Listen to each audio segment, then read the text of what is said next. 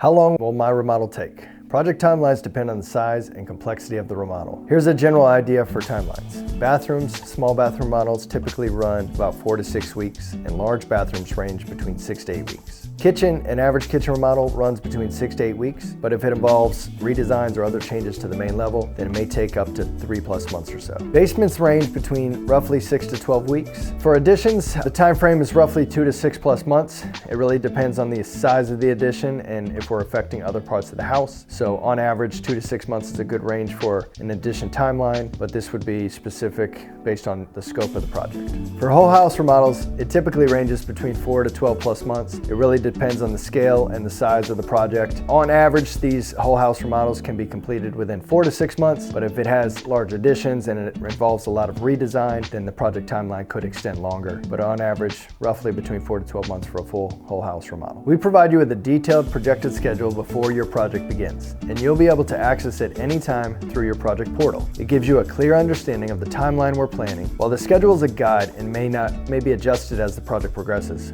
we update it regularly and keep you informed every step of the way. Our goal is to deliver quality work while also keeping your project on schedule.